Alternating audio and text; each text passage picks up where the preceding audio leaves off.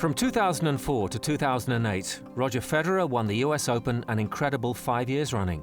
This season, the Swiss star is missing the Big Apple as he concentrates on his recuperation 6,000 kilometers away. It feels odd, to sit here in Switzerland in the mountains and knowing that the US Open's going on at the moment.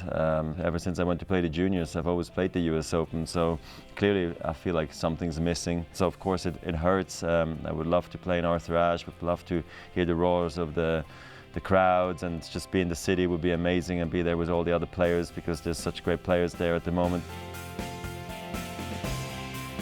It kind of hurts, but at the same time I'm okay, and I'm doing fine, I'm healthy, I'm enjoying a great time with my family, and I catch myself very often checking the scores of what's actually going on. I'm surprised how much actually I'm looking for the results. I'm intrigued about what's going on when I'm not around, and I like what I'm seeing at the moment. 700,000 fans enter the gates at Flushing Meadows every year, and for Roger it's a tournament like no other. They're waiting for you to do something, and then they will wake up, and then they're right there, and they're right behind you, and they make it one of the best atmospheres on the planet. I really, really appreciate that, and I think that's probably what I miss the most. And this year has seen a new $150 million roof added to Arthur Ashe Stadium. Flushing Meadows, New York City, used to be the windy Grand Slam, pretty much. It used to be the one where you had to fight wind, humidity, heat, hustle and bustle, it was everything. And it was true that, if you made it in New York, you could make it anywhere. It's kind of really, it resonates to me as well. There's basically no more wind on center court, and there's no more sun on center court, except I think in the first couple of hours of the day, which has changed for me the US Open forever.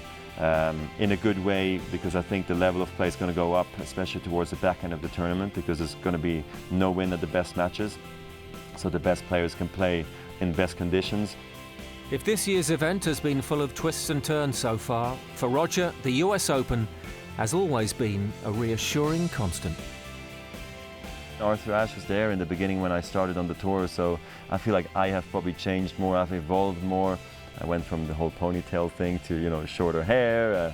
I became from a little junior, become somebody, good on the tennis tour. So I feel like the US Open stayed strong, established. They were always the biggest, and a really important event.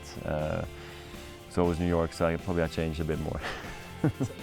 And next year, the 17-time Grand Slam champion will take another bite at the Big Apple.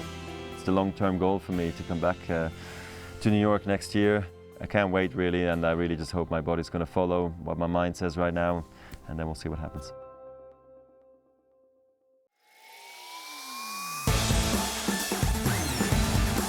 Next week on ATP World Tour Uncovered, we're backstage for the conclusion to this year's US Open. And second serves count in the latest in our Infosys ATP Beyond the Numbers series. Don't forget to log on to atpworldtour.com and chat with us on the ATP's official social network, MyATP, powered by Vixlet, and on Facebook, Twitter and Instagram. See you next week.